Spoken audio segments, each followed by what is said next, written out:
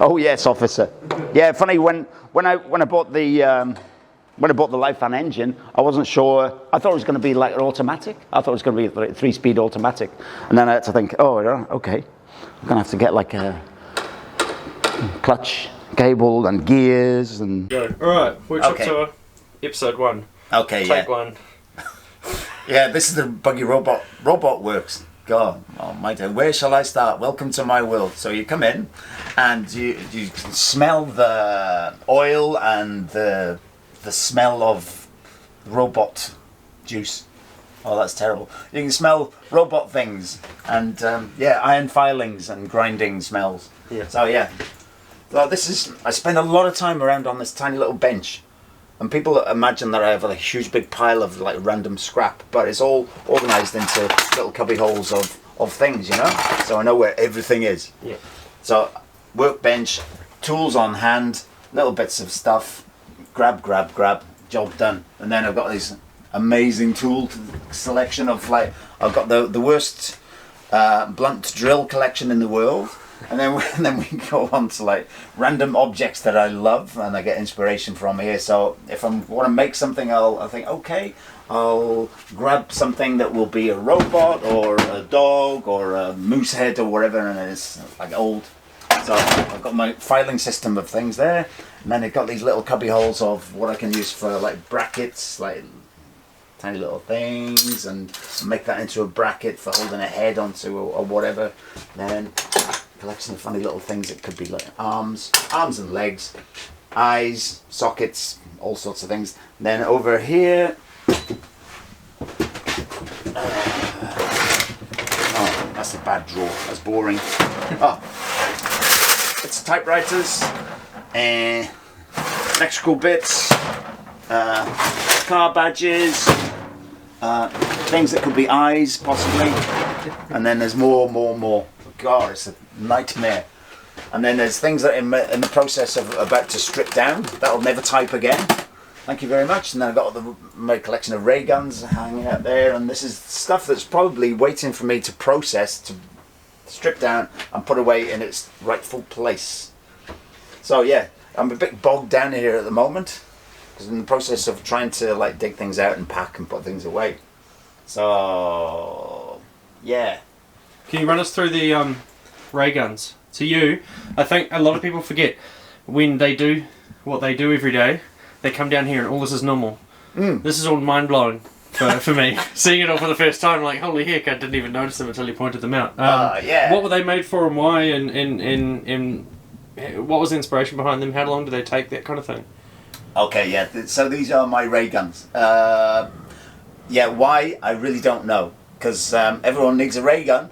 I fancied making a ray gun, but I made this one first, and it's so ridiculously heavy. It's like so cool, and it's got like a part of it. It's got like a pump for like an old insecticide sort of pump. So I see it as like a pump action, kind of like a ray gun, and it's got this spray nozzle type things and saw handles, and it's even got it's got a petrol tank off a lawnmower at the top there.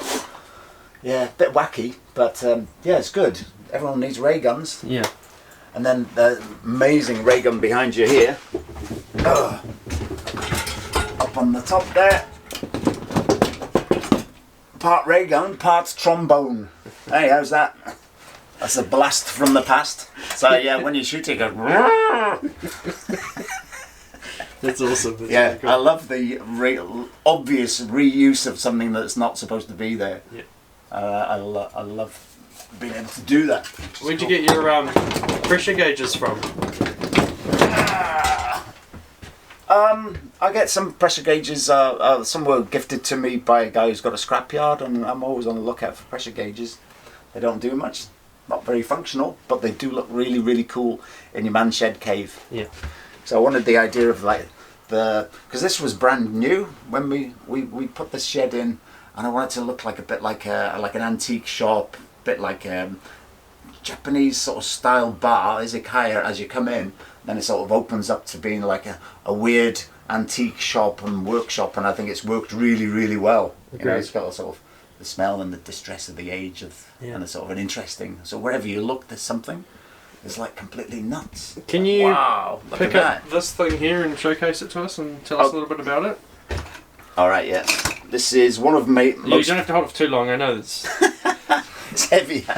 Yeah. So I'll show you. This is one of my most favourite things. This is a really, really heavy sidecar that I built. I can't say where that fell off because only I know that. And I was a bit naughty when I took that. Yeah, so that's an overrider from probably a 1960s car off the front of a bumper. I don't really know. That might be like a leaf blower engine. So I've put some like 2 little exhaust pipes on there. This does have suspension on the back. So if I put it down, it's flipping heavy. Adjustable seat, and it has a suspension on the back. And I love being able to use these like brake handles off motorbike, and these are parts of the handlebars on this are parts of typewriter letter things that go down. And there's no welding on that. That's all just like bends and brackets and all that kind of stuff. So and these are like smaller versions of the same. And it's got like suspension on the front. It's got this sort of like a electrical sort of relay switch, and I love that part there. That really uncomfortable seat. I think that's part of like a paint scraper. And at the end of that's off an old typewriter, and I love it the way it just sort of sits there, and it's great sort of colour and that's bobbins off like a sewing machine bobbins, and that's the end of a bullet, which is so super cool. And that's part of if you weigh 10 stone on an old bathroom scales, you'll see that a lot. Yeah, so that's, and then I've got another smaller motorbike here, which is like so super cool. I love this because I've like sort of reused that sort of weird coloured sort of Matchbox car van as like a belly pan, and that top piece there, that's off. I think it's like a hole punch, so that would be like a desk hole punch with a little handle. There, another bullet, and that's part of some sort of weird sort of adding machine, I seem to remember. And that's that's if you're 8 stone, you'd see that a lot. But I love the way it just sort of sits there. I wish I had that as a real bike. Yeah, it'd be so super cool. Yeah, that is my dream. That is how my brain works. That is what is perfect. You know, no plastic bits. Just sort of a little bit Mad Max and a little bit sort of Burt Munro, you know what I mean? I imagine that every scrap dealer in town knows you when you walk in the door. It's very hard to get into scrap dealers these days, you know, health and safety. Yeah. There's Elvis impersonator called Andy Stankovic. I only go to his scrapyard. He says, good day, mate. And he he says, help yourself, you know. So I go there, and I've got a big box of my sort of stuff that I don't need down there, so I take my big box of things and metal things, and he says, g'day robot man, how are you doing? And I said, bloody good mate, and he's like Elvis, he's like an old Elvis impersonator, so we have a bit of a yarn. He said, just have a look around, and we just like swap things. So I walk out with things, and he comes out, he gets copper, I get aluminium. That's always happy. That's awesome. This beast. This is like a... Is that an Austin 1300 badge? What's the 1300 from, do we know? I think it might be... It looks like an Austin. Maybe Austin Allegro. Someone will know. It's horrible. It's a horrible font. It's very, very British, 1970s, I think. Yeah. Agreed. This is another heavy beast. These sort of... when because I work in printing, sometimes the engineers come in and they replace some sort of pneumatic parts. So I sort of get these like pneumatic rams that come off like a printing press. There, and that's part of a lock, a door lock. That's a shoehorn. That's like a lolly shovel. He's got little things. And of course, anyone who's like my age will know that that's a 3-speed gear changer. It's doing me Archer. How's that? It's very cool. Nuts. Yeah. And what else is on here? Bits of typewriters, bits of old like vintage typewriters. And I love the tiny little clock. I think it's like a obviously it's for counting items. I love it. It just sort of sits there so nicely. That's really cool. Yeah, I quite enjoy putting funny little details on there, you know. Yeah. And it's sort of quite satisfying for me. It's quite a challenge. So how am I going to fit it all together without doing any welding? So I'd like drilling holes and figuring out, trying to get my finger inside with a tiny little nut, trying to feed that in, and because I do, you'll see that I do tend to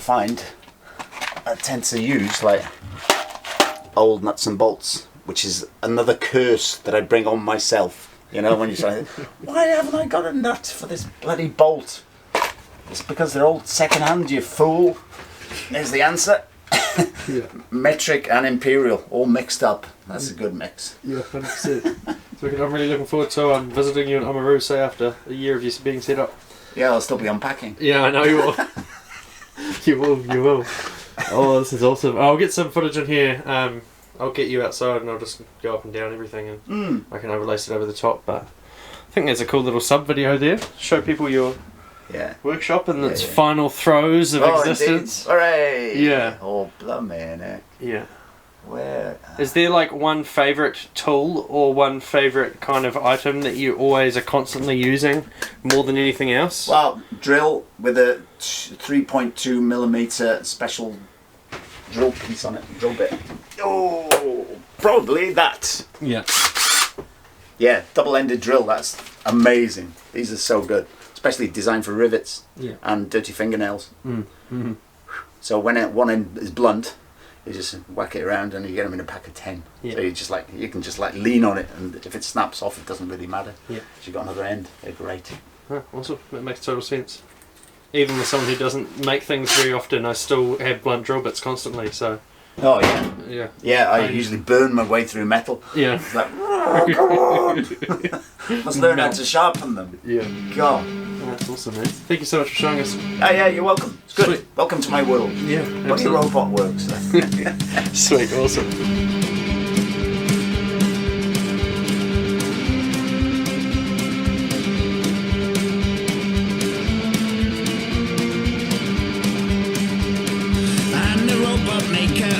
Your metal instigator, your noisy next door neighbour. I'm the robot maker. I got a spanner, a great big hammer. I'm the robot maker. I made a robot. His name was Tom. His body was made. His body was made from a big bad bong. Oh, I'm the robot maker. Your metal instigator, your noisy next door neighbour. I'm the robot maker. I got a spanner and a great big hammer. I'm the robot maker. I made a robot. His name was Will. It cost me more. It cost me more than a $10 bill. Oh, I'm the robot maker. Your metal instigator. Your noisy next door neighbour. I'm the robot maker. I got a spanner and a great big hammer. I'm the robot maker. I made a robot. His name was Fraser. He looked pretty neat. He looked pretty neat in his metal blazer. I'm the robot maker. Your metal instigator.